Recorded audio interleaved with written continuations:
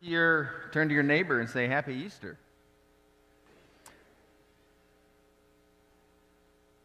So generally, one of my rules is if you have a dream, you don't really want to share that with other people. Like there's a reason that happened in your head, because dreams aren't that interesting to other people. But I'm going to break my rule very briefly. Had a dream where I was up speaking and I could tell immediately that the crowd did not want me to be there. There was boos, there was jeers, we didn't want you, Phil. And I felt really insecure about that. And so I said, don't worry, ladies and gentlemen. I have good news that will bring you great joy. I don't have to speak today because I have brought my cousin. And again, this is all in my dream. And then in my dream, I went backstage and I brought my cousin out in my dream, Queen Latifah. I don't know anything about Queen Latifah. Anyway, that was in my dream. So I am sorry to say that no, Queen Latifah will not be speaking to you because she is not my cousin. You're stuck with me, but I am very excited about Easter today. And let me have you do another greeting, a little Easter greeting, a different word though. We're going to go different language. I want you to turn to your neighbor and I want you to say the word salim. So that is how you say welcome in Pashto or Dari. And so if you have not been with us the last 6-7 months, one of the big narratives of our church family is we've done a lot to bless our Afghan neighbors. So 9-10 months ago, there's a big conflict in Afghanistan. About a little over 1,000 refugees came to our city, and our church family has helped out with about 150 of those people. And so this has taken the form of lots of shared meals, lots of transportation, lots of just building relationships with what we're calling our Afghan global neighbors. And I've really enjoyed meeting quite a few of you over the years, and welcome to our services if you're here with us in person. I do want to let you know that we're having an event between our church family and our Afghan neighbors called New Day. This was originally scheduled for yesterday, but we had to move this. So this is on May 14th. And it's going to be a day where we learn from each other, share meals together, share culture, just have a day of experiencing one another together. And if you'd like more information about this, especially if you'd like to help, we would welcome that. And so the best way to do that is if you just, like right now, you can use that QR code, and that'll take you to our webpage, and you can sign up to receive more information about volunteering. But we're going to need people there on site.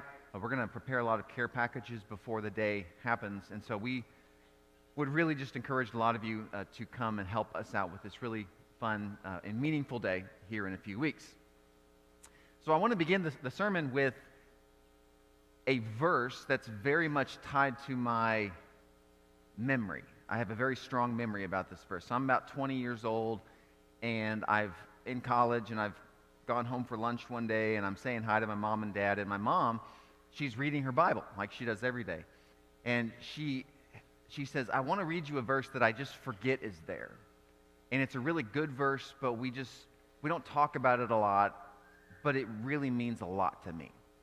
And so my mom read this verse, 2 Corinthians chapter 4. But we have this treasure in jars of clay to show that this all-surpassing power is from God, not from us. We are hard-pressed on every side, but not crushed, perplexed, but not in despair, persecuted, but not abandoned, struck down, but not destroyed. So it's a really remarkable passage.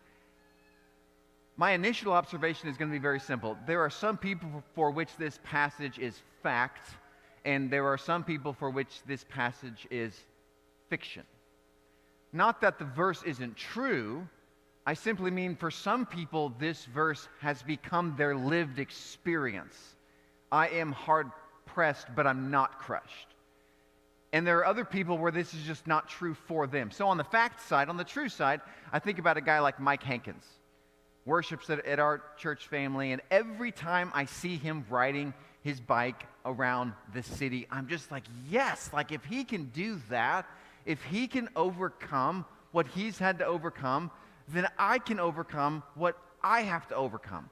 So in 2008, Mike was in a really bad climbing accident, lost his legs. But he keeps going. And so 2 Corinthians 4, for Mike, it's true. Like, he's hard-pressed, but he's not crushed. He keeps going. There's other people I know that's just not true. They're hard-pressed and they're crushed. They're persecuted and they're abandoned. They're struck down and they're destroyed. Like, there's no silver lining. They're just stuck. They don't know what to do. There's no getting back up. I was talking to a guy the other day who's got a good life. He's got a good job. He's got a good family. Like, things are going well for him. But he said to me, he said, Phil, I just don't feel like I can handle the pressure of life. It just feels like it's pressing down upon me, and I'm just not sure that I can keep going. Well, a lot of us feel that way. Like, you think about in your life right now, think about all the angles of pressure that you feel. In fact, I made a list that will hit a lot of us here. So we've got pressure to fit in, pressure to make the grade, pressure to date, pressure to marry, pressure to be a parent, pressure to be a grandparent, especially when your family's falling apart, pressure to follow Jesus when it's really unpopular, pressure to stay positive when your narrative is negative, pressure to believe, to be pure, pressure to have the right things to say, pressure to meet the impossible expectations of other people, pressure to stay up with the Joneses, pressure to keep up on all the current events, pressure to read the latest book, to maintain your home, to maintain your friendships. Like, we all feel it. Like, everybody I know feels some degree of pressure. And so the question becomes, when you, again, just think about this one single verse. We're hard-pressed on every side, but we're not crushed. We're persecuted, not abandoned. There are some people for that's fiction, some people that's fact. How do you become the kind of person where that's just true of you? There are some people who overcome, some people who succumb, and what's the difference? Or here's another just case study. Peter and Judas both betrayed Jesus. And one of them overcame that. Like, all right, I'm going to keep going. This is really hard, but I'm going to receive forgiveness and repent, and I'm going to move on. That's Peter. Judas doesn't do that. What's the difference there? Like, how do you become the kind of person that you can say, this verse is actually true of me? Well, I think it has a lot to do with what follows in this passage. So what follows, the very next verse, it is a mysterious phrase. And I want to just reflect on this one phrase for the rest of the Easter message. Here's what Paul says. We carry around in our body, in fact, we always carry around in our body the death of Jesus, so that the life of Jesus can be revealed in our body. What a strange verse. Like, that's odd. That's mysterious. What does it mean to carry death? What does it mean to carry the death of Jesus? Like, that's just not, we don't use that phrase very often. In fact, our culture, just to give you some examples, we're like the total opposite of this. Like, we want to avoid death. In fact, I met a couple the other day, and I asked them how they met, and they gave me an answer I've never heard before. I said, hey, how'd you guys meet? And they said, well, we met in a cadaver lab. I was like, oh, that's very romantic. That's really cool. Well, tell me what happened. And the guy said, well, I'm just working on the corpse, and I look up, and this girl is just like staring at me from across the room. And then the girl chimes in, and she says, well, yeah, I'd rather look at you than a dead body. Just a decent point. That's a microcosm of what we all do. Like, we don't want to look at the ugliness of death, the inevitability of death, so we just look away. In fact, so the next series that I'm going to start here in 2 weeks is going to be about idolatry. One of the chief idols of our day is what I would call the cheating of death. We're all trying to cheat our way out of it. So this is why we buy things we don't need. This is why we associate ourselves with youth and power and beauty. We're just trying to deal with death on our own terms. Or here's another example. So the clearest picture into the soul of humanity is Instagram. There's like 2 billion people that have Instagram accounts, and they click on things they like and they ignore things they don't like. And so just take a look at some of these are pictures in the top 10 or so of all time as far as the number of times people have liked them. And just look at what this says about the world. Like, this is what the world loves. We love beauty, we love fame, we love sports, And again, this is our way to deal with death. We're trying to deal with it on our own terms. Here's another interesting example about the U.S. So do you know the top 4 industries by revenue in the United States of America? So starting from the left, it's retirement plans. And then it is healthcare. And then it's medicine. And then it's new cars. These are the 4 biggest drivers of money in the U.S. So again, what does this say about us and our culture? Well, it says we'll do anything to avoid death. We'll buy our way out of death. We will medicate our way out of death. We'll drive our way out of death. Like, we are trying to do anything possible to get out of death. For us as Christians, we will pray our way out of death. It's one of the primary things we pray about, which is not wrong. But I'm just saying this, I'm trying to paint a picture here.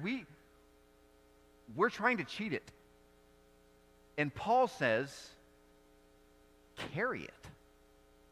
What in the world does that mean? How do you carry the death of Jesus? Well, let's pause here and just let's go to the passion narrative and just, in a sense, like hold it, carry it. In fact, this word carry, it's the same verb in the Gospels that's used when Jesus says, pick up your mat and go home. It's like you pick it up, you carry it, like you sit in it. And so I want to point out something to you about the passion narrative that I found interesting. So have you ever noticed how calm Jesus is through the passion narrative? So in the garden, disciples take out their swords. We'll fight for you, Jesus. And Jesus says, here I am, you can take me. Or you go to the courtroom and you've got people slapping and spitting and slandering Jesus. And he doesn't say a word. Or then you go to Pilate and you have the crowd behind Pilate just screaming, crucify him, crucify him. And you've got Pilate and he feels really tense and he's kind of in Jesus' face saying like, Jesus, just bargain with me. I have the power to set you free. Like, you've got to give me something. And Jesus just calmly says, no, I don't need to bargain with you. Like, he's so calm. And then when you actually go to the cross, he's on the cross, his oxygen is dwindling, his blood's draining, his consciousness is fading, and he says, Father, forgive them. And so Jesus, when he is in the reality of like death coming to meet him, he's so calm. In fact, Jesus is living out what Paul says in 2 Corinthians 4. Jesus is hard pressed, but he's not crushed. He's persecuted, but he's not abandoned. He's struck down, he's not destroyed. How does Jesus do this? Here's one thought, one answer to this. I think that Jesus prayed through the fear of death in the Garden of Gethsemane. The Garden of Gethsemane is where Jesus really gets vulnerable. It's where, I mean, the Bible says there's agony there. There's sweat coming down like drops of blood. The book of Hebrews says that he's crying out with fervent cries and tears. So the garden is the moment where Jesus is like, I don't know if I can do this. Like, he is in despair. And so he somehow brings what he's really feeling to God. And then there's this critical moment where he can choose here to cheat death and to walk away, or to trust God in the middle of death, and he chooses to trust God. And so Gethsemane actually becomes the graveyard of the fear of death, and Calvary then is the victory lap. I think that's how he's so calm. And the really cool thing, at least another cool thing to talk about here, would be, so that's what happened to Jesus. Well, it also happened to Paul. So when Paul writes in 2 Corinthians 4, we carry the death of Jesus. Like, this is a pretty radical transformation in Paul's own spiritual journey, because if you go read chapter 1, the text says that Paul is in despair, that something has happened to him, a near-death experience, and Paul is despairing of life itself. And I read some commentators that said our best guess here is that Paul is depressed, like what we would call depression. Like, he's despondent, doesn't really want to get up in the morning, like he's depressed. He doesn't want to keep going. That's chapter 1. Chapter 4, he gets to the point and he says, you know what, I'm hard pressed, but I'm not crushed. Persecuted, not abandoned. I've learned how to carry the death of Jesus. Here's the amazing thing for Paul, is that what happened in the Garden of Gethsemane in some ways happened to Paul. He learned to trust. And see, the great irony is, or one of the great ironies for Christians is that most Christians want resurrection, obviously, at the end of time, but we like want resurrection now. Like, we want the stories of overcoming and the stories where everything works out well. We want resurrection. What do you have to go through to get to resurrection? You got to go through crucifixion to get to resurrection. But we're so averse to death that we don't want to deal with it, so we try to skip the very thing that's necessary for resurrection to be a possibility. And so Jesus dealt with his stuff, I think, by praying through the fear of death in the Garden of Gethsemane. Paul dealt with it by having his own moment with Christ. And the cool thing is that you and I can do this too. Like, we can learn to carry the death of Jesus. And so back to this like opening question and premise, like, how do you become the kind of person for which 2 Corinthians 4 is fact, not fiction? How do you become the Peter, not the Judas? Well, it begins with carrying the death of Jesus in your heart and in your mind, like thinking about it, meditating upon it, not shying away from it, like taking into your being the death of Jesus. And then when you're there, what you do is you make the crucifixion of Jesus the home base for your pain. Like, you bring your despair, whatever that is, you bring that into the garden, onto the cross. Not necessarily so that Jesus can fix it in the moment, but so that he can share it as the crucified God. You bring it there. So, trying to get more clear on this, like, let's say you have a broken family, and it's like really broken. Like, you've been trying to fix it, it's not going well. There's certain relationships, they're not getting better. You bring the brokenness of your family into the garden with Jesus and say, Jesus, I just need to give this to you and lay it at your feet. And I'm not necessarily saying it's going to get better tomorrow, but I need to share in your despair to get through this. That's what it means to carry the death of Jesus. So that's what it would be with your family. Maybe your body is failing, your body's breaking down. Maybe a friend recently said something to you that's really hurtful. Maybe your job's just falling apart. Maybe you have some mistake in the past that like every day is just haunting you, and it comes back and it comes back and it comes back. Well, what you do is you take that despair, and you bring it into the death of Jesus. This is what it means to carry the death of Christ. And then it just might happen that you have your own Gethsemane experience where you can get up and say, okay, I'm not afraid anymore.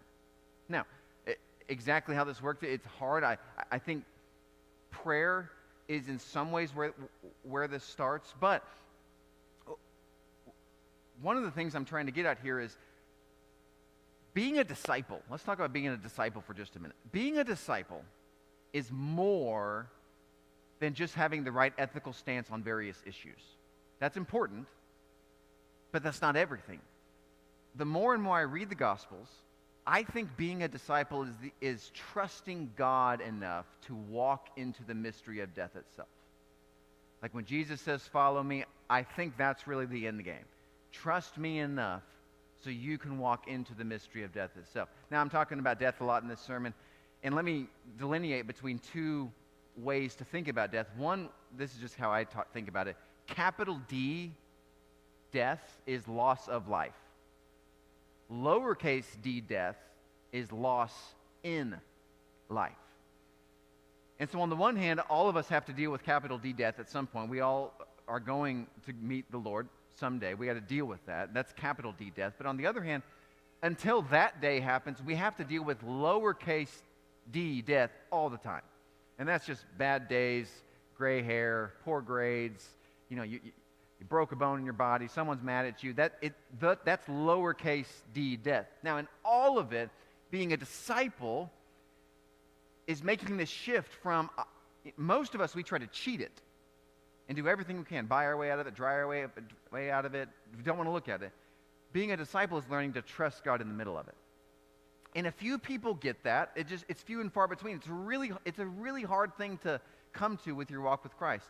So Dietrich Bonhoeffer got this. So years ago, he's in the middle of World War II, and Hitler's rose to power, and Bonhoeffer's writing and thinking about the Lord, and he's a scholar, and he's written lots of stuff. But one of his most famous lines is he said, when Jesus calls a man, he bids him to die. And I know that sounds really negative and depressing, but he got it. Like, Jesus is calling us into the mystery of death, and the question becomes, can we trust him when we get there? Now, I got to pause here because for some of you, you're like, Phil, this is Easter Sunday, not Good Friday. Like, where's the resurrection? And come on, buddy. Okay, it's coming. The joy is about to come in this sermon because it's the very next verse. Again, so the whole sermon is, how do we become the people that were hard-pressed but not crushed? Well, verse 10 says we carry around the death of Jesus, but the next line says, so that the life of Jesus can be revealed in our bodies. I want to read this again. I want you to read the text in green. We always carry around in our body the death of Jesus so that the life of Jesus can be revealed in our body. So this is a huge thing. Because, the conventional thinking would say, hey, if you just sit around all day thinking about the death of Jesus, you're going to be depressed and you're going to be anxious. Quite the opposite. Thinking about the death of Jesus, carrying the death of Jesus does not lead to depression. It does not lead to anxiety. It is precisely the way to launch the ministry of Jesus in your own word and behavior and actions and thought and deed. In other words, carrying the death of Jesus releases the life of Jesus in your actions. It's like the life of Jesus. Like, think about the radical, self-sacrificing, compassionate, loving, gracious, kind, healing. The life of Jesus, that's what emerges from people who hold on to his death. And I know that sounds strange and twisted, but just a few other ways to think about this. One would be, when you stop fearing death, that's precisely the point when you start to fully live. Or one other way of saying this would simply be, crucifixion thinking leads to resurrection living. So when you're constantly like in your mind thinking and meditating and just thinking about the murder of the Son of God, as depressing as that sounds, it releases this different kind of experience, this different kind of life from you to the world. That's what Paul's getting at here. Yes, we think about the death of Jesus so that the life of Jesus can just explode from our being. In fact, it happens in all sorts of ways. I want to name three. Three ways that the life of Christ just permeates from people that meditate upon his death. The first one is this: you get more freedom. I want you to think about something here. I want to go back to this few hours before Jesus died. I think the few hours before Jesus died on the cross is the most authentic expression of human freedom that has ever been portrayed in history. And let me explain what I mean by this. So, in the garden, the disciples come up, they get their swords out. We'll fight for you, Jesus. And Jesus, no, I don't need that. In other words, he's saying, I am free from the system of violence. Like, I'm free. I'm not a slave to that. Or he's in court, and everybody's accusing him, all these false witnesses. All Jesus needs to do is just offer one sound counter-argument. He doesn't say a word. In other words, he's not a slave to the legal system. He doesn't need that. He's free. Or at one point, we learn that Jesus could call 10,000 angels to just stop the whole thing, but he doesn't do that either. He's not even a slave to his own use of power. Jesus is not a slave to Rome. He's not a slave to the Sanhedrin. He's not a slave to Satan. He is the most free human being that has ever lived. And he goes to the cross. You see, Jesus has learned to stop cheating death. I'm not going to cheat it anymore. And in that, he becomes free. You see, when we cheat death by buying all sorts of things we don't need and medicating ourselves, all this, when we try to cheat death, the irony is we become enslaved to it. But when we trust God to do something that we cannot do for ourselves, that's when we become free. So Jesus is totally free in the Passion narrative. You can be free too if you can learn how to carry the death of Jesus. Now, a second thing that happens to people that think about, meditate upon, and carry the death of Jesus is there's less sin. Like when you carry the death of Jesus in your heart, the parts of you that are not of God die. It's like your ego and your pride and your tendency towards self-preservation and always exalting yourself over other people, that all just goes away. This is the logic of the Galatians verse where Paul says, I've been crucified with Christ and I no longer live, but Christ lives in me. He's saying, I, in a sense, died with Jesus on the cross. So all these self-centered parts of me that are not from God, they just fall away. So when you carry the death of Jesus, it's not depressing. You become like an amazing version of yourself. All the parts of you that aren't of God just fall away. So you get more freedom. You get less sin. And here's the third thing, maybe the most important thing. You have more love. When you really carry the cross of Jesus and you meditate upon his death and you think about his death, you become a person of resilient love. Like, you'll give away more of your money because you'll think, why do I need it? And you'll give away more of your time and more of your energy, and you'll have more capacity for compassion because you'll think, I'm not trying to save myself. And if I'm not trying to save myself, then I can give myself away. So when you carry the death of Jesus, you will become the most loving being possible. In fact, I saw a great example of this a few weeks ago. So a lot of you, if you go here, you'll know the name Delisa Jones. She runs Second Chances. She's been a member here a long time, and she's this amazing person. So much joy just radiates from her. Well, she has lived the narrative of trusting God in the face of death, and she now produces fruit from that. So like 30 years ago in California, this gangster shot her to kill her, but she didn't die. And through that experience, she now just thinks about death differently. Like things that would scare you, things that would scare me, they just don't scare her quite as much. So I'm down there, they had the 5-year anniversary of her thrift store, Second Chances. So I'm down there saying hi, encouraging her, and I'm asking her how she's doing, and she's like, oh, things are going great. She's like, funny story, yesterday this guy comes into my store, and big guy, 6'3", and he's just like tripped out on some drug, and he starts yelling at me, and he's getting belligerent, and I'm like, I'm starting to get concerned. She's not concerned in telling me the story. I'm like, are you okay, Delisa? It's like, everything all right? And she says, oh yeah, I'm fine. And I said, well, what happened? Because I'm thinking like Delisa socked him in the face or something. That wouldn't put, you couldn't put Delisa past Delisa to do that. But she said, no. She pointed to this other guy, and she said, and we're just going to call him Tom. She said, Tom saved me. And I had met Tom. So I called Tom over, and I'm like, well, Tom, I'm feeling, I'd love to meet you. And Tom is this like really kind, gentle, quiet, humble man. And so I meet him, and I say, Tom, what happened when this man came over and started yelling at Delisa? And the guy said, Tom, he said, well, the man reached back to hit Delisa, and so I just hit him with an uppercut to the chin and then a left hook across the face. I was like, I didn't expect those words to come out of your mouth. And so then I said, I don't know Tom at all. So I'm like, are you like a security? Do you have security guard in your background? Like, are you an MMA fighter? Like, how do you hit people on a regular basis? Like, how did this happen? And Tom said, no, I've actually never hit anybody in my life. And I was like, well, how did you do this? He said, well, to be honest, I was homeless a few months ago. But Delisa and her husband, they took me in, they fed me, and they gave me this job. So I would do anything for her. Isn't that cool? You see, when there's less room for fear, there's a lot more room for love. So here's one of the amazing twists at the end of this passage. Paul writes this: death is at work in us, but life is at work in you. And so when you practice this sermon and you carry around the death of Jesus, it's not just that you get more freedom and you have less sin and you have more love. Love starts to grow around you like a garden. Like Delisa loves the Lord. She's working through her fear of death. And what happens is other people start to become people of love. Like they start to be the garden around her. So I'm telling you, if you learn to do this, your world will change. See, crucifixion, that's where fear goes to die, but resurrection, that's where freedom lives.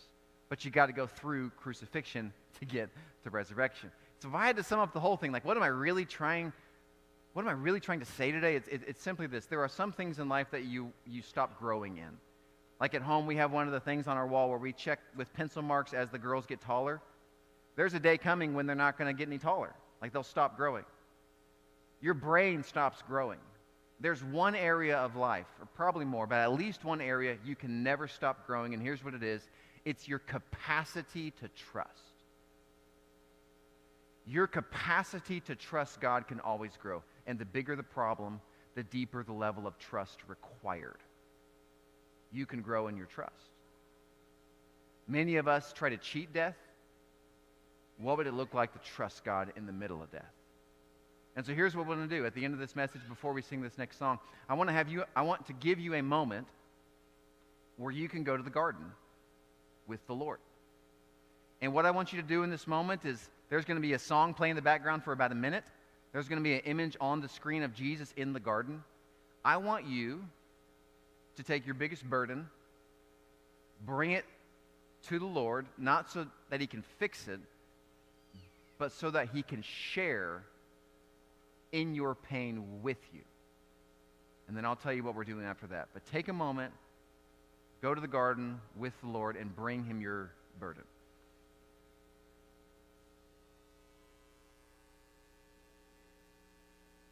Lay your burden down, every care you carry, and come to the table of grace, for there is mercy. Come just as you are, we are all unworthy to enter the presence of God, for he is holy. Lift up your heart, lift up your hands, fall on your knees and pray, for the King of Kings and the love he brings is here in this place. We raise our voices, raise our song, offer him our praise, for the King of Kings and the joy he brings is here, he is here in this place. So here's how we'll end the sermon time this morning. If you could stand where you are, please.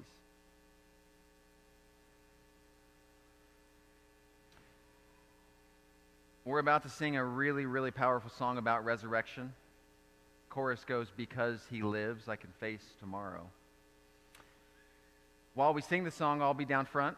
If anybody needs to respond publicly for prayer or baptism, you're welcome to come share that with me. What I'd like the rest of us to do is just worship. When we carry the death of Jesus, the life comes out in the way we talk, in the way we think, and in the way we sing. And so I want you to sing with the power of the resurrected Spirit of Christ beneath you. And before we sing this song, I want you to read this verse, the theme verse of the sermon. I want you to read it as if it is true for you. Together, here we go. We are hard-pressed on every side, but not crushed. Perplexed, but not in despair. Persecuted, but not abandoned. Struck down, but not destroyed.